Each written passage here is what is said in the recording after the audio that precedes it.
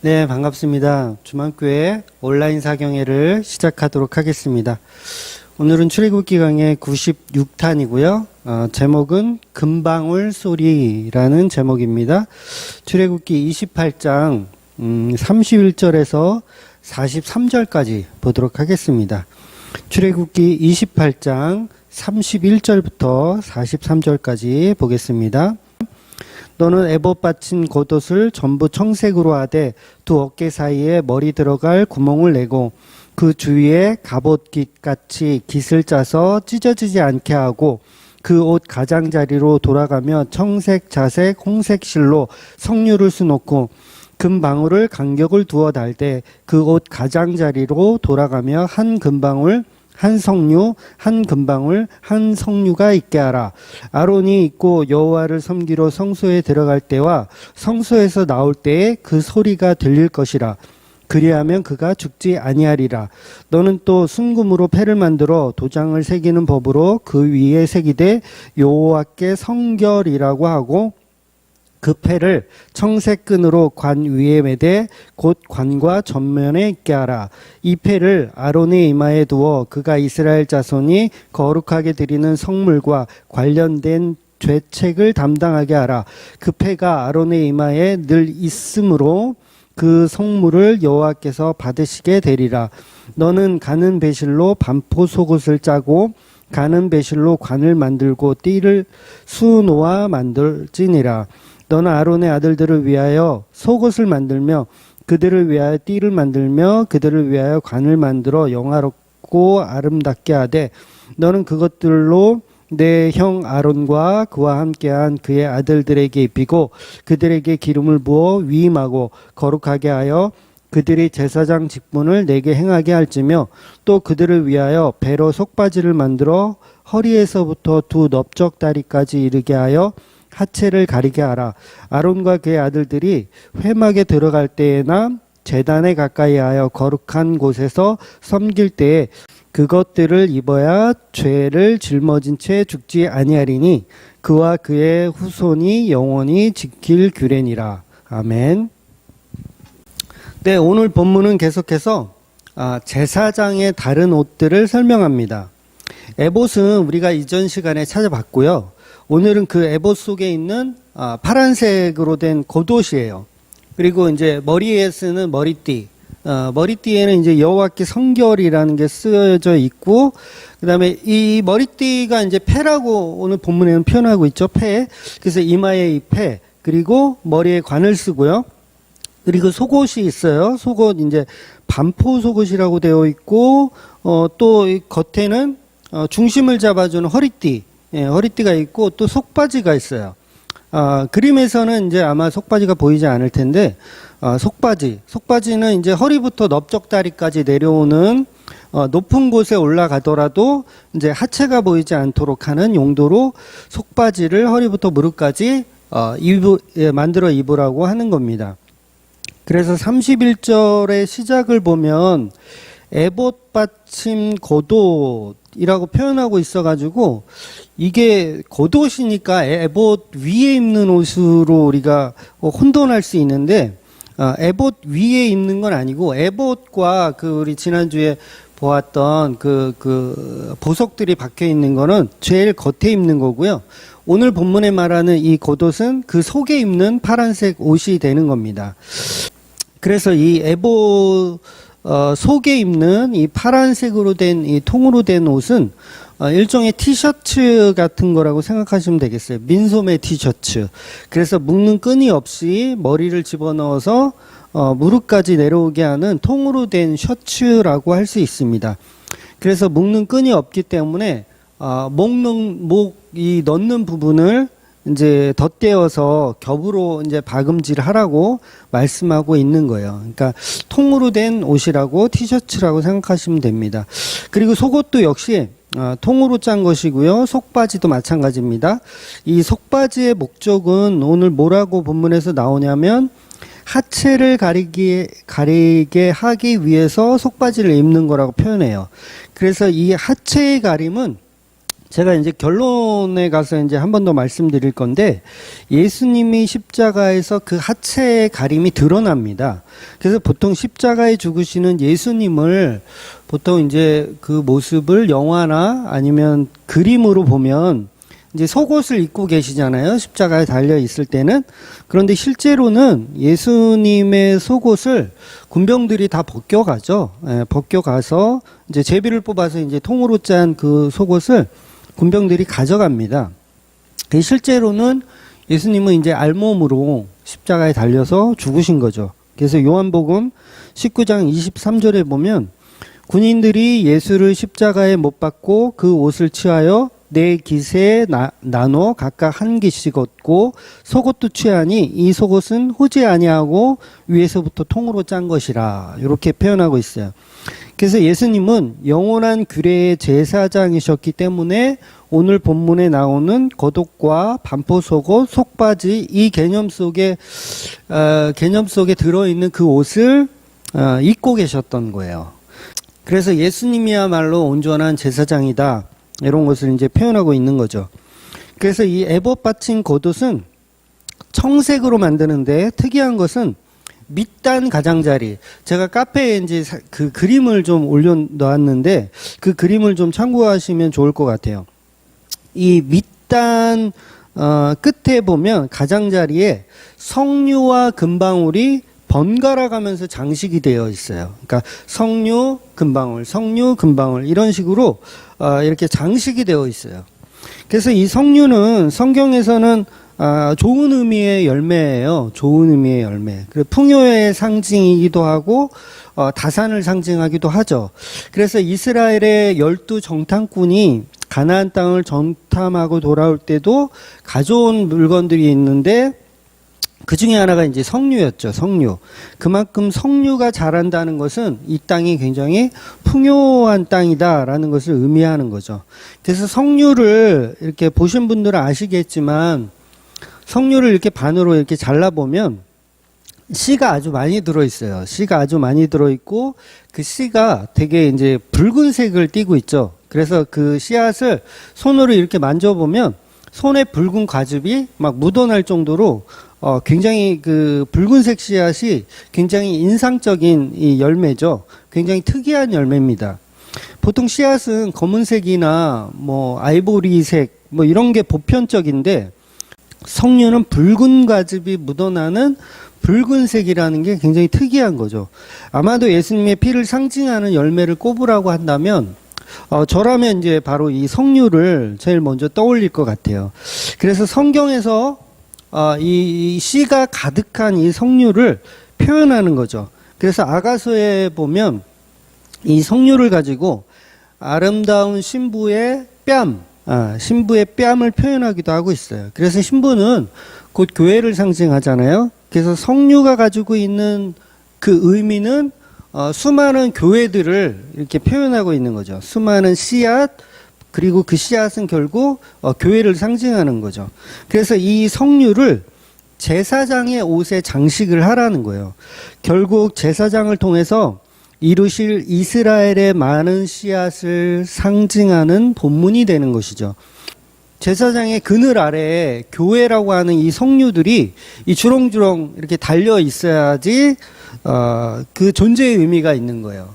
그러니까 제사장의 옷자락에 석류들이 달려 있는 것처럼 교회가 달려 있어야 된다는 거죠. 즉 하나님이 아브라함에 약속하신 하늘의 별처럼 바다의 모래처럼 많은 민족을 이루시는 씨앗을 설명하는 과일이 바로 이 붉은색으로 된 석류라는 거죠. 그래서 예수님의 붉은 피를 통해서 얻어진다는 뜻이 되는 것이 바로 이 석류입니다. 그래서 석류가 오늘 본문에 등장하는 것이죠. 바로 십자가로 완성하시는 예수님이 교회를 상징하는 석류를 달고 계신다라고 생각하시면 되겠습니다. 그리고 석류와 함께 또 무엇이 달려있냐면 금방울이 달려있다고 해요. 금방울. 그러니까 석류 하나, 금방울 하나, 석류 하나, 금방울 하나. 그러니까 몇 개가 달려있는지는 사실 모르겠어요. 아마 여러 개가 달려있지 않을까. 개인적인 추측이긴 하지만 12개씩 달려있지 않을까. 뭐 개인적인 추측입니다. 하여튼간 이 금방울이 제사장의 옷에 달고 있기 때문에 움직일 때마다 소리가 나는 거예요. 금방울이기 때문에 소리가 납니다. 그래서 이 방울 소리를 통해서 일반 백성들은 아, 제사장이 움직이고 있구나라는 걸 듣는 거예요. 제사장이 움직이고 있구나, 또 더 나아가서는 우리 제사장이 살아있구나라는 걸 이제 알 수 있는 도구가 되는 거죠. 그래서 성막을 만들 때도 항상 금이 성막 안에 들어갔던 것처럼 이 금은 거룩함을 상징하잖아요. 거룩함을 상징. 그래서 금이 제사장 옷 밑단에 장식되어서 금방울 소리가 나는 거죠. 거룩함을 상징하면서. 그 의미는 성류와 함께 달려있기 때문에 예수님의 피에 관한 복음의 소리라고 이렇게 이해하시면 되는 거죠. 성류와 함께 예수님의 피에 관한 복음의 소리가 금방울 하나, 성류 하나, 금방울 하나, 성류 하나 이렇게 달려있다는 거죠.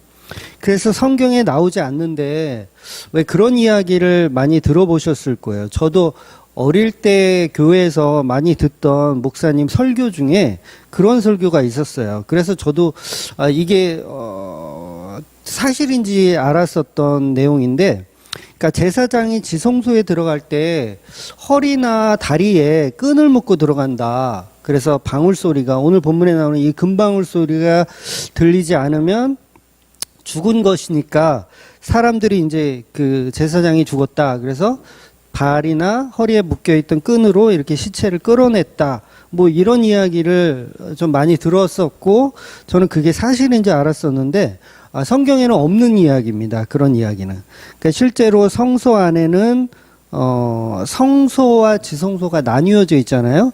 그래서 제사장이라고 하더라도 그 지성소 안으로 자기가 들어가고 싶을 때 아무 때나 지성소 안에 들어가는 게 아니에요. 그러니까 매일 들어갈 수가 없는 거죠. 그래서 1년에 딱 한 번만 그 속죄일에만 피를 가지고 제사장이 지성소 안에 들어갈 수가 있어요. 1년에 한 번만. 그래서 물론 그때도 오늘 본문에서 말하는 이 옷을 입는 게 아니에요. 오늘 본문에서 말하는 이걸 임의상 오늘 본문이 말하는 옷을 제가 정복이라고 표현을 할게요. 그러니까 제사장의 정복을 입고 속죄일에 들어가는 게 아닙니다. 그때는 지난번에 말씀드렸듯이 우리가 그 휘장뜰에서 제가 설명드렸던 것 같은데 세마포 옷을 입고 들어가요. 그러니까 제 속죄일에는 오늘 정복을 입는 게 아니라 세마포 옷을 입고 지성소 안으로 들어가는 겁니다. 그 내용이 이제 레위기서 16장 4절에 나오거든요. 거룩한 세마포 속옷을 입으며 세마포 속바지를 몸에 입고 세마포 띠를 띠며 세마포 관을 쓸지니 이것들은 거룩한 옷이라 물로 그의 몸을 씻고 입을 것이며. 그러니까 이 말씀은 지금 속죄일에 입는 옷을 설명하는 말씀이에요. 그런데 여기서는 오늘 본문이 말하는 그 에봇이 아니고 세마포 옷을 입는 거예요. 그러니까 세마포는 예수님이 무덤 속에 들어가실 때 입었던 옷이잖아요. 염할 때 입는 옷이잖아요. 그러니까 지성소는 정복을 입고 들어가는 게 아니고 말 그대로 죽은 자가 들어가는 의미로 예수님이 무덤에서 입으셨던 세마포 옷을 입고 들어가는 거예요. 그러니까 속죄일에는 제사장도 세마포 옷을 입고 들어가는 거죠. 그러니까 세마포 속옷까지, 속옷, 띠, 관까지 다 세마포를 입고 지성소 안으로 들어가는 겁니다. 그래서 속죄일에는 이 석류 달린, 금방울 달린 파란 옷을 입지 않고 하얀 세마포로 된 옷을 입고 들어가는 거죠. 한마디로 지성소는 죽으러 들어간다는 말이에요. 그러니까 예수님만 그 지성소에 들어가서 죽으셨다라는 것을 표현하기 위해서 제사장이라도 정복을 입고 아무 때나 들어갈 수가 없었던 겁니다. 그러니 인간은 할 수 없는 완전한 예수님의 십자가의 모형을 설명하고 있는 내용인 거죠. 그러니까 석류와 금방울이 달린 옷을 입고 지성소 안까지 들어가는 것이 아니기 때문에 발이나 허리에 끈을 묶고 들어간다는 말은 성경에는 없는 말이에요. 그렇지만 뭐 그게 중요한 건 아니에요. 뭐 많은 목사님들이 그렇게 설교를 하시는데 뭐 그거 틀렸으니까 막 정죄하라는 얘기가 아니고요. 그러니까 본질을 잘 이해하면 되죠. 뭐 정복을 입었든 세마포를 입었든 본질을 잘 이해하면 될 것 같아요. 그래서 지성소 안에 들어갈 때는 허리나 끈을 묶고 들어갔다는 그런 의미로 이해하시면 안 됩니다. 어차피 세마포 옷이나 에봇이나 겉옷이나 전부 그리스도의 십자가의 완성을 설명하시는 내용이기 때문에 이 옷들은 전부 가죽옷으로 함축돼요. 그러니까 아담과 하하가 입었던 그 가죽옷으로 이제 함축이 돼요. 제가 결론 부분에 가면 이제 그 부분을 말씀드릴 건데, 가죽옷으로 함축되기 때문에 뭐 어떤 옷이 정복이고 뭐 어떤 옷이 지성소에 들어가는 옷이고 그걸 구분하기보다는 좀 더 그런 옷들이 상징하는 게 전부 예수 그리스도를 상징한다라고 이해하시면 된다는 거죠. 그러나 평소에는 제사장의 정복은 오늘 본문 28장 1절에 나오는 조끼 같은 에봇을 입고요. 가슴에 흉패, 그리고 속옷을 입고 파란 겉옷을 입습니다. 그리고 속바지를 입고요. 그 다음에 머리에 쓰는 성패와 관이 있고 허리에 허리띠가 있어요. 이렇게 입는 것이 제사장의 정복이라고 할 수 있는 거죠. 그래서 오늘 본문에서도 방울 소리가 나지 않으면 제사장이 죽은 의미라고 표현하잖아요. 이 말은 해석을 좀 달리할 필요가 있어요. 어떤 의미냐면 이 말을 문자 그대로 보면 죽었으니 끌어내라 이런 식으로 이제 아까도 말씀드린 대로 그렇게 우리가 상상할 수 있잖아요. 죽었으니까 끌어내라. 제사 중에 방울 소리가 안 나면 죽었으니까 끌어내라. 그런 의미로 우리가 받아들이는데 그런 의미가 아니고요. 죽음의 결과는 같을 수 있지만 방울 소리가 들리니 그가 살아있다. 오히려 이렇게 보는 게 더 정확한 표현인 거죠. 방울 소리가 들리니 살아있다. 이렇게 보라는 거예요. 그러니까 방울 소리가 안 들리면 끌어내라. 이렇게 물론 이게 반대로 하면 그 말이 되지만 하나님이 이야기하고 싶은 건 죽었으니 끌어내라가 아니라 방울 소리가 들리니 너희가 살아있다라는 걸 표현하고 싶으신 거라는 거죠. 실제로 성경에 보면 지성소 안에서 제사를 드리다가 제사장이 죽었다라는 말은 성경에서 없거든요. 예, 그런 상황은 벌어지지 않아요. 그러니까 지성소 안에서 제사 드리다 죽어서 끌어내야 하는, 시체를 끌어내야 하는 상황이 온 적이 없어요. 그러니까 굉장히 아이러니한 거죠. 그러니까 보통 우리는 그거를 생각해서 막 상상하죠. 막 발에다가 끈을 묶어야 된다, 막 이런 상상을 하지만 실제로는 그런 일이 한 번도 벌어진 적이 없어요. 그러니까 하나님의 의도는 죽었으니 끌어내라 그런 의도가 아니라 그런 일은 없을 거야. 다만 뭘 보라는 거냐면 방울 소리가 들릴 때 제사장이 살아있다. 은혜가 개입했다. 이걸 보라는 거죠. 그래서 이 방울 소리는 어떻게 보면 기쁜 소식을 말하는 거죠. 기쁜 소식. 복음의 소식, 복음의 소리를 표현하고 있는 거죠. 그러니까 복음은 기쁜 소식이잖아요. 물론 그 소리 안에 우리 인간들의 전적 타락도 들어있지만 결과적으로 전적 타락을 통해서 기쁜 소식을 말씀하고 있는 게 복음이잖아요. 그래서 이 지성소에서 죽으시는 분은 본문의 그림자 아론이 아닌 예수님만 지성소에서 죽는 거예요. 그래서 성경 어디에도 제사장이 지성소 안에서 죽었다라는 말이 없는 거예요. 왜냐하면 거기서 죽으시는 분은 오직 예수 그리스도니까. 예수 그리스도의 피가 이 법궤, 이 하나님의 임재 안에 묻혀지는 거죠. 임재 안에 뿌려지는 거죠. 그래서 유일하신 예수 그리스도만 지성소 안에 죽는 대제사장을 표현하기 위해서 성경 어디에도 실제로 제사장이 제사 지내다가 지성소 안에서 죽는 경우는 없다라는 거죠. 그래서 예수님이 성소 안에 떡상과 촛대 그 사이를 지나서 지성소 안으로 들어오셔서 세마포 입은 상태로 돌아가시는 영원하신 제사장, 바로 예수 그리스도를 표현하는 거죠. 그럼 제사를 지낼 때 하나님은 왜 이렇게 옷을 강조하고 계실까? 물론 창세기에 나오는 에덴 동산에서 구원의 가죽옷을 설명하기 위한 것이 정석이에요. 그게 정석이고 그게 이제 원시 복음입니다. 그런데 또 한 가지는 뭐가 있냐면 그 당시 고대 근동에서는 여러 가지 우상신들이 존재했었어요. 그래서 가짜 하나님이 판을 치던 시대죠. 물론 지금도 마찬가지지만 지금도 가짜 하나님이 곳곳에 있고 각종 교회에 숨어 있죠. 가짜 하나님이. 그래서 이 당시는 뭐 우리가 잘 아는 바알이라든가 아세라라든가 몰록이라든가 그 밖에 많은 우상들이 너무도 많이 있었어요. 그러니까 출애굽할 때도 애굽의 열 재앙이 뭐라 그랬어요? 열 재앙이 그 당시 애굽인들이 우상으로 섬겼던 그 신들을 하나하나 하나님이 부시는 내용이라고 말씀드렸잖아요. 그러니까 그 우상들을 하나님이 하나씩 정리하는 내용. 그래서 이런 이교도적인 우상들이 고대 근동에는 가득했고, 이들의 제사 풍습은 어떠했냐면 제사장이 알몸으로 제사를 드립니다. 알몸으로 제사를 진행하는 게 보편적이었어요. 그래서 이방 종교에는 항상 여자 사제들이 있었어요. 그래서 여자 사제들이 그 제사하는 과정에서 굉장히 이제 음란한 것들을 많이 하는 거죠. 그러니까 바알 자체가 비를 내려주는 풍요의 신이거든요. 비를 내려주는 신. 그런데 바알이 어떻게 해야 비를 내려주냐라고 했을 때 성적으로 흥분을 하면 바알이 뭔가를 이렇게 쏟는다. 예, 차마 입에 담지 못할 표현인데, 이런 거를 막 이제 흥분하면 쏟아내는 어떤 그런 거를 이렇게 비가 온다라고 생각한 거예요. 그 당시 사람들은.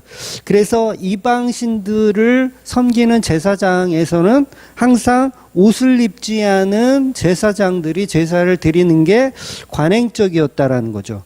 그러니까 여사제들도 알몸으로 제사를 드리고, 그리고 합법적으로 음란한 행동들을 그냥 일반 백성들하고 막 했었던 거예요. 그러니까 남편이 이제 우상숭배하러 이제 제사 드리러 간다고 하면 뭐 하는 거냐면 여사제들하고 음란한 짓을 하러 가는 거예요. 그런데 가족들에게는 나 바알에게 제사 드리러 간다 하고 합법적으로 가는 거죠. 그러면 뭐예요? 가족들을 위해서, 번영과 안녕을 위해서 제사를 드리는 거니까 그 음란한 행동을 여사제들하고 막 하더라도 용서가 되는 개념이 되는 거죠. 그러니까 종교라는 힘이 이렇게 무서운 거예요. 그러니까 사이비 교주들이 왜 여신도들을 막 성추행하고 이런 일들이 종종 육세에 나오지 않습니까? 지금도 이 지경인데 고대 근동에는 얼마나 더 심했겠어요. 합법적으로 그런 짓들을 자행했다는 거죠. 그래서 제사하는 과정에서 여자 사제들이 백성들과 음란한 행동을 하는 것이 이방 제사에서는 관행적인 일이었어요. 그런데 하나님이 하시는 말씀의 이 제사 방식은 기존과는 전혀 다른 오히려 새로운 방식의 옷을 입고 제사를 드리는 거죠. 정복을 입고 하는 거.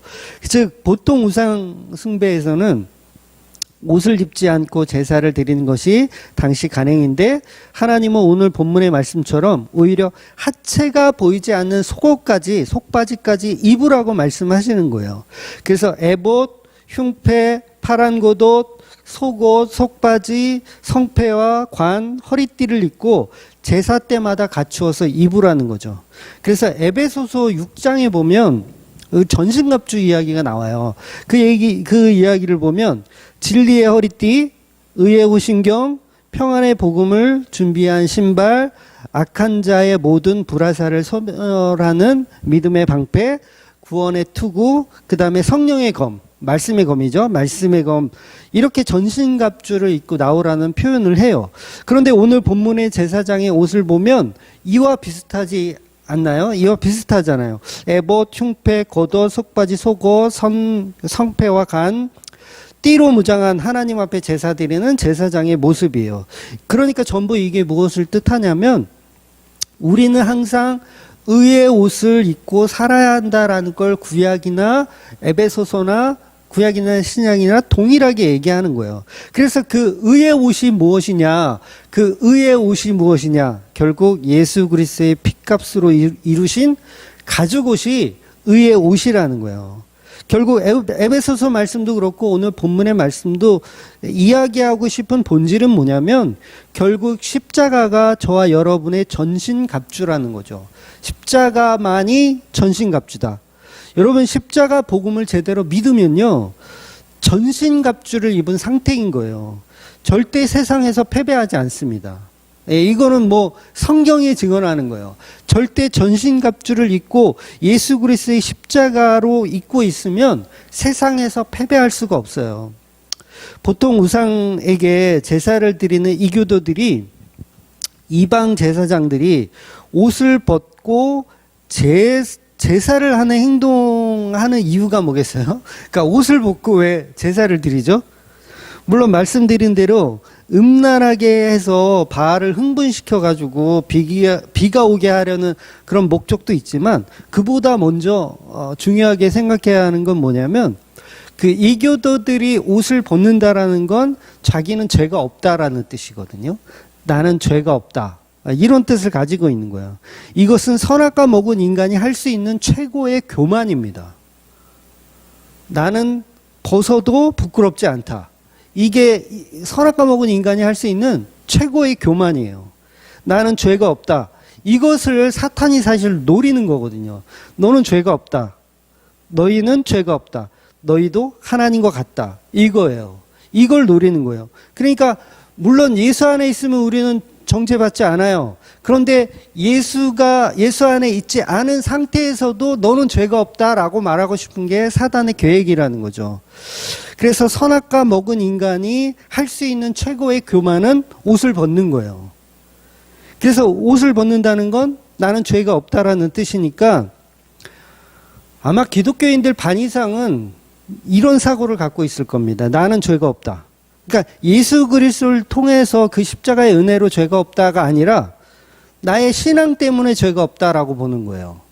나의 어떤 신앙적인 헌신이나 내가 예배자 되었음, 또 내가 뭐 교회를 섬기고 있음, 이런 걸로 나는 죄가 없다라고 하면 큰 착각을 하고 있는 거죠.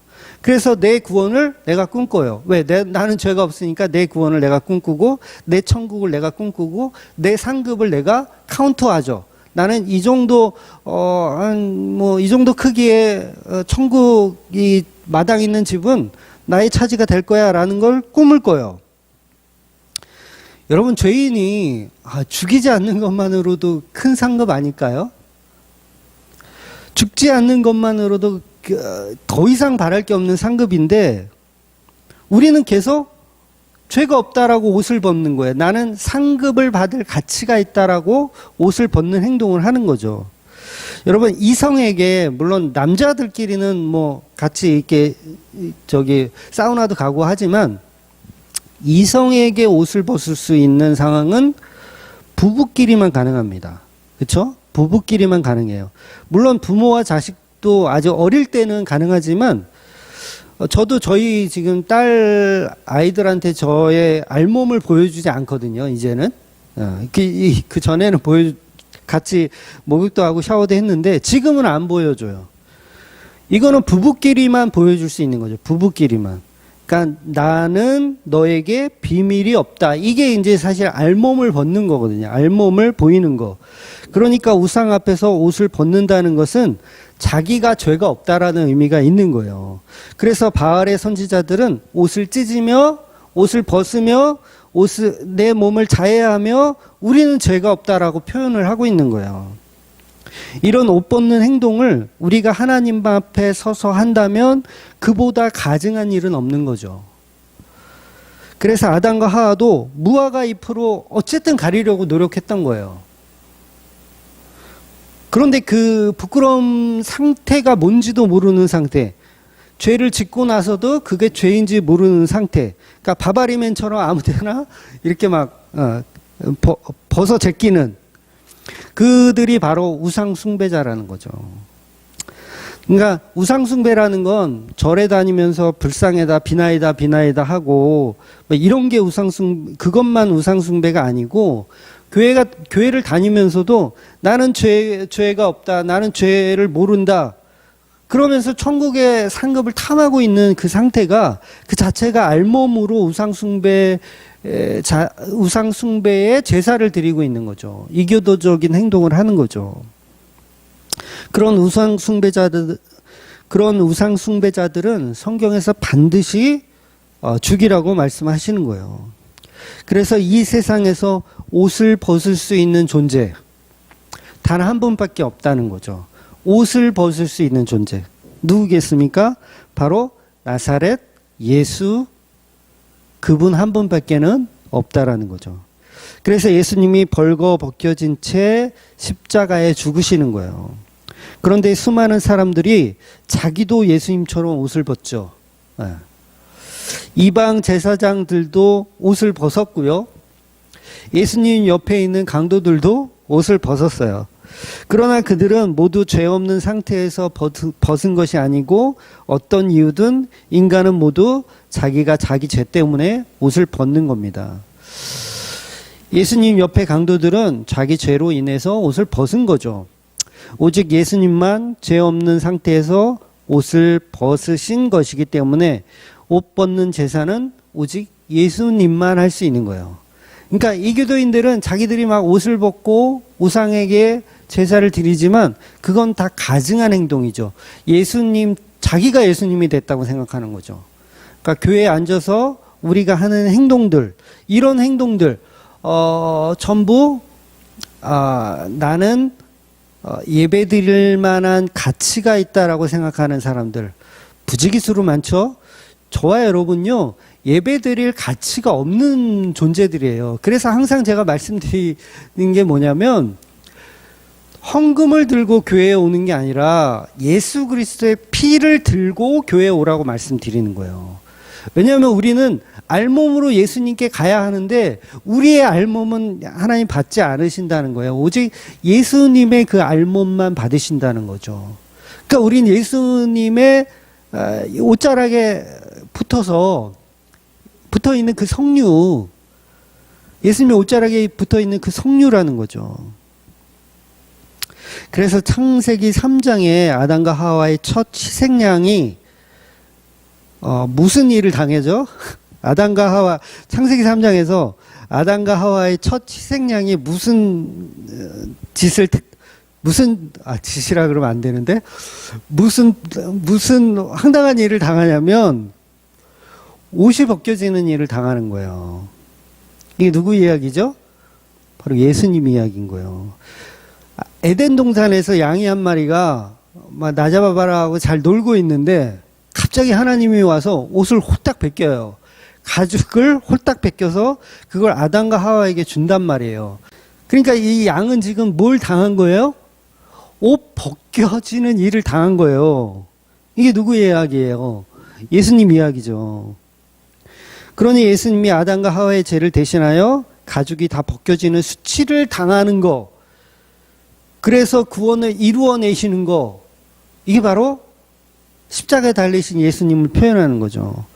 창세기 3장 21절, 여호와 하나님이 아담과 그의 아내를 위하여 가죽옷을 지어 입히시니라. 가죽옷을 지어 입으셨어요. 그 양은 물론 이게 동물의 가죽이기 때문에 정확히 양인지 염소인지는 몰라요. 제가 임의로 그냥 양일 것 같아서 말씀드리는 거예요. 양이 옷이 벗겨지는 거예요. 아무 죄도 없어요. 양은 아무 죄가 없어요. 태어난 게 죄예요. 그런데 벗겨지는 일을 당하더라는 거예요. 가죽이 벗겨지는 일, 옷이 벗겨지는 일을 당하더라는 거예요. 바로 예수님이 십자가를 표현하고 있는 겁니다. 오늘 본문도 그 옷을 벗으시는 예수님을 표현하고 있는 본문이죠. 그래서 예수님은 십자가에 달려서 천군 천사를 불러서 이 옷의 수치, 옷이 벗겨지는 이 수치를 무력으로 다 막아내실 수 있었어요. 예수님 얼마든지.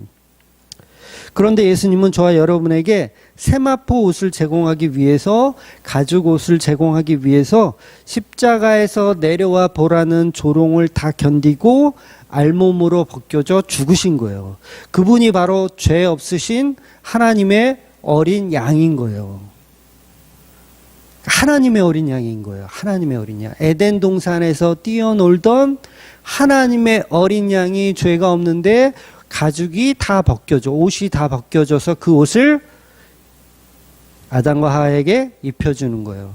그럼 오늘 아론에게 입혀주는 그 옷은 무엇입니까?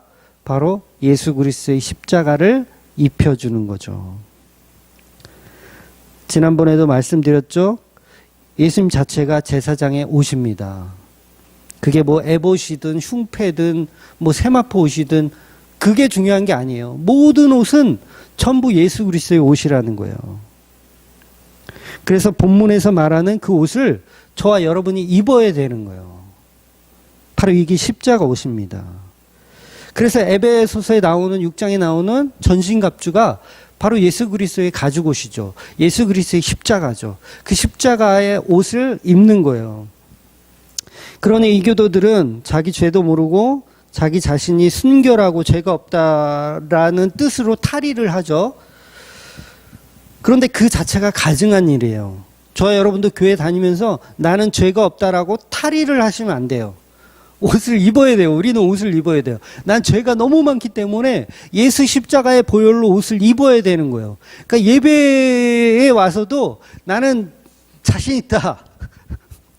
이러시면 안 되고, 자신 있다 그러면 안 되고, 감추셔야 돼요. 감추셔야 돼요. 예수의 옷으로 덧입혀야 돼요. 그러니까 자꾸 벗으면 바바리맨이 되려고 하시면 그 자체가 가증한 짓이라는 거죠. 그러니까 저와 여러분은 하루빨리 예수님의 가죽 옷으로 옷을 입으셔야 합니다. 하나님을 믿는 이스라엘 백성들은 오늘 본문이 말하는 것처럼 오히려 자기 자신이 죄인임을 알고 그 죄를 오히려 에봇으로 각종 옷으로 가리는 겁니다. 그래서 제사장의 옷이 그렇게 겹겹이 입고 있는 거예요. 그렇게 금방울이 땡그랑 울리면서 이 옷으로 인해서 저와 여러분은 사는 겁니다. 그런데 자꾸 우리가 그 옷을 벗으려고 해요. 자꾸 바바리맨이 되려고 합니다. 그러시면 안 되고 계속 옷을 입고 예수로 옷 입고 그 옷을 입으면 거기 소리가 나는 거죠. 쨍그랑 금방울 소리가 나는 거예요. 아, 은혜군요. 하면서 날마다 제사에 임하는 거예요. 저와 여러분의 마음속에 성류와 금방울이 있습니까? 이게 바로 예수 그리스도로 옷 입는 거예요. 나는 살아있다. 예수가 나의 주인이고 예수가 나의 창조주이시다. 그리고 나의 생명을 낳았다. 이렇게 보는 거죠. 여러분, 마리아처럼 씨앗이 들어와서 생명을 낳는 거예요. 여러분, 그 표현, 이거 마리아가 성령으로 잉태했다고 하잖아요. 여러분, 잉태하기 위해서는 부부가 서로 알몸으로 관계를 가져야 되잖아요. 알몸으로 관계를 가져야 하잖아요. 이걸 통일교나 막 이런 데는 막 이상하게 막 이렇게 해석을 하는데, 실제로 막 성령하고 마리아가 성관계를 가졌다 막 그런 표현을 하는 게 아니고요. 성도는 이렇게 알몸으로 예수 그리스도 앞에 설 수 있다라는 거예요. 알몸으로. 그러니까 우리가 유일하게 알몸으로 서야 하는 그 대상은 누구냐면 바로 예수 그리스도라는 거죠. 예수 그리스도. 우리의 신랑 되신 예수 그리스도 앞에서만 알몸으로 서야 된다는 거예요. 그러니까 우리가 예배 드릴 때, 찬양할 때, 기도할 때, 할 때 항상 누구와 같이 가야 되냐면 신랑 되신 예수님과 같이 가야 된다는 거예요. 왜? 그분이 나의 옷이니까. 그분이 내 곁에서 그분이 빠져나가면 나는 알몸의 상태가 되는 거예요. 이 알몸의 상태가 되면 어떤 거예요? 가증한 상태가 된다고요. 가증한 상태. 그러니까 예수 그리스도 옷이 우리 기독교인들한테는 생명인 거죠. 생명. 얼마나 중요한 생명인지 몰라요. 저와 여러분은 알몸인 상태, 죄가 가득한 상태이지만 신랑 대신 예수님만 바라보는 겁니다. 그 죄를, 나의 알몸을 담당하실, 나의 알몸을 가려주실 옷이 되시는 거죠. 그래서 이스라엘 백성들은 그 옷에 나는 소리, 금방울 소리를 들을 때마다 우리의 구원이 있음을, 우리가 살아있음을, 구원의 소식을 듣는 거예요. 그러니 인간은 죄로 가득하기 때문에 옷을 벗으면 벗을수록 거룩하지 않은 것이고요. 예수라는 에봇으로 옷을 입으면 그것이 예수님의 가죽 옷이 되기 때문에 죄 없다, 칭함을 받는 거예요. 죄 없다, 죄를 덮었다라는 칭함이에요.